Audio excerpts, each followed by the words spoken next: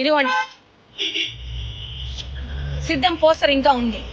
మీరు కూడా మీడియా ద్వారా దీన్ని తీసుకెళ్లి ఎలక్షన్ కమిషన్ మనకు కఠినంగా పనిచేసే విధంగా మీరు కూడా ప్రమోట్ చేయాలని కోరుకుంటున్నాను.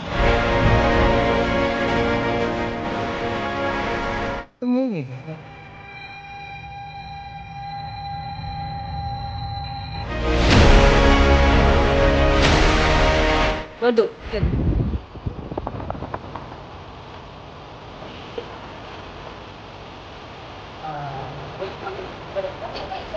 రెడీ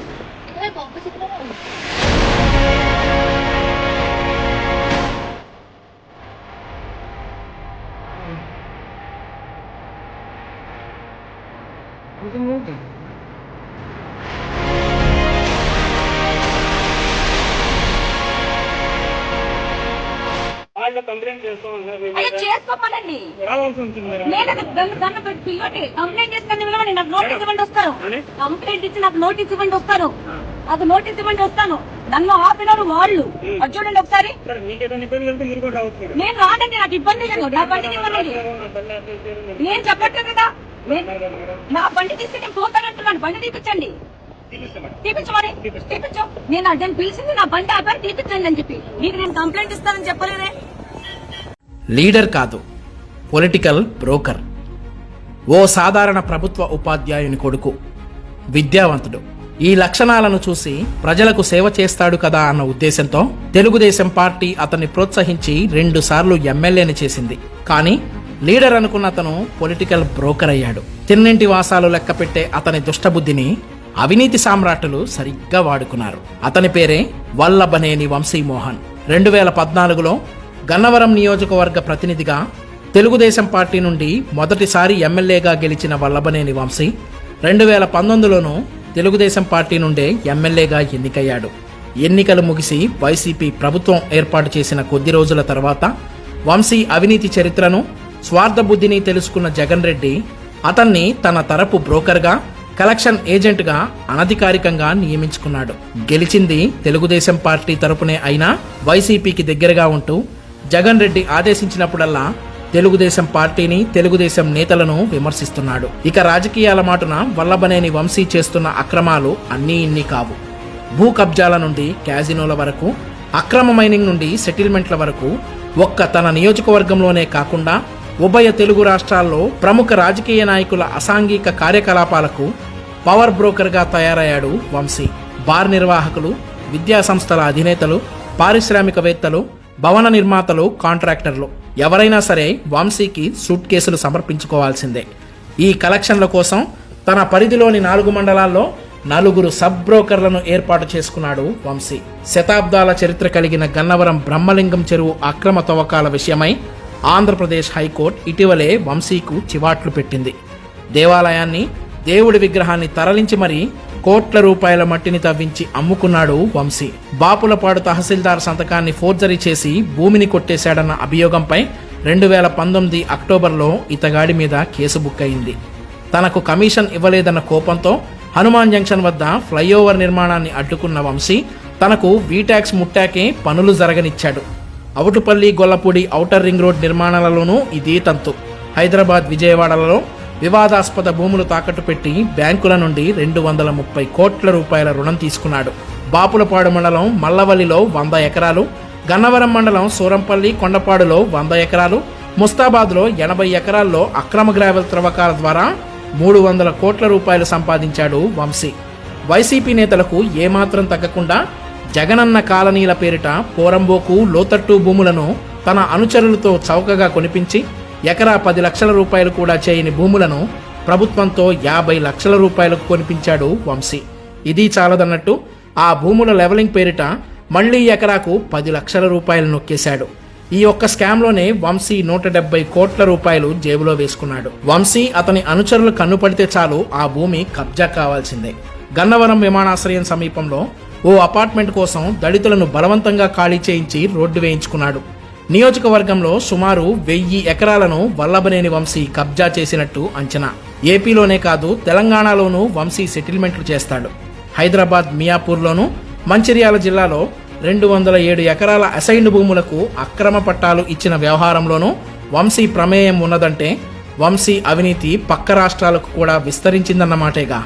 గత సంక్రాంతికి గుడివాడలో 3 రోజుల పాటు గోవా తరహా క్యాజినో నిర్వహించిన సంగతి అందరికీ తెలిసిందే. ఇందులో 200 కోట్ల రూపాయల చేతులు మారాయి.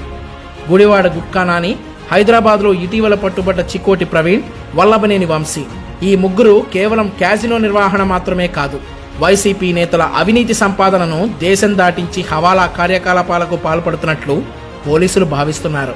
ఇక సినిమా నిర్మాతగా వల్లభనేని వంశీ చేసిన ఘోరాలు మరెన్నో. విజయవాడ హెల్త్ యూనివర్సిటీకి ఎన్టీఆర్ పేరు మారిస్తే తప్పేంటి అని అడుగుతున్నాడు. తనకు రాజకీయ భిక్ష ఇచ్చిన తెలుగుదేశం పార్టీ మీద గాని, తనకు అవకాశం ఇచ్చిన చంద్రబాబు గారి మీద గాని, తెలుగు జాతి ఆరాధ్య దైవం ఎన్టీఆర్ పట్ల గాని, ఆయన కుటుంబం పట్ల గాని కాస్తంత కూడా విశ్వాసం లేని స్వార్థపరుడు వల్లభనేని వంశీ. 2024 ఎన్నికల్లో గన్నవరం ఎమ్మెల్యేగా వైసీపీ నుండి పోటీ చేస్తాడట. మీరేమంటారు? ఇలాంటి ద్రోహిని, అవినీతి పరుడిని, పొలిటికల్ బ్రోకర్ని ఎన్నుకుందామా? ఆలోచించండి.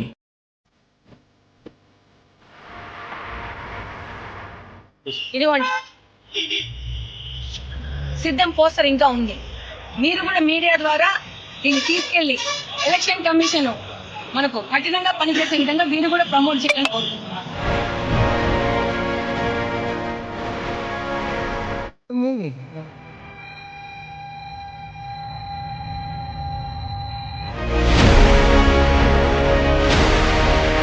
వద్దు.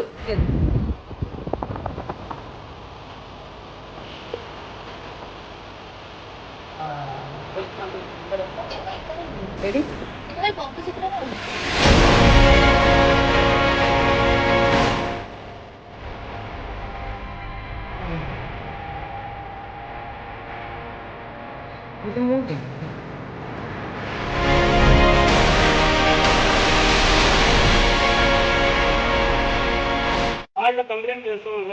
చేసుకోవాలండి. నేను దాన్ని బట్టి పిల్లటి కంప్లైంట్ చేస్తాను. నాకు నోటీస్ ఇవ్వండి వస్తాను. కంప్లైంట్ ఇచ్చి నాకు నోటీస్ ఇవ్వండి వస్తాను. నాకు నోటీస్ ఇవ్వండి వస్తాను. నన్ను ఆపినారు వాళ్ళు. అది చూడండి ఒకసారి. నేను రానండి, నాకు ఇబ్బంది లేదు. నా బండి ఇవ్వండి. నేను చెప్పట్లేదు కదా, నా బండి తీస్తే నేను పోతానంటున్నాను. బండి తీపించండి. తీపించమని తీపించు. నేను అదని పిలిచింది నా బండి ఆపారు, తీపించండి అని చెప్పి. మీకు నేను కంప్లైంట్ ఇస్తానని చెప్పలేనే.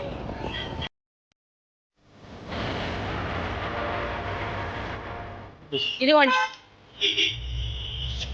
సిద్ధం పోస్టర్ ఇంకా ఉంది. మీరు కూడా మీడియా ద్వారా దీన్ని తీసుకెళ్లి ఎలక్షన్ కమిషన్ మనకు కఠినంగా పనిచేసే విధంగా మీరు కూడా ప్రమోట్ చేయాలని కోరుకుంటున్నాను.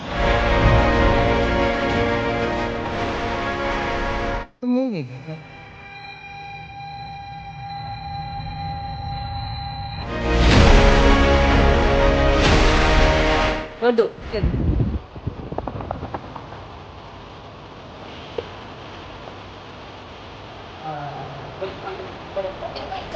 రెడీ?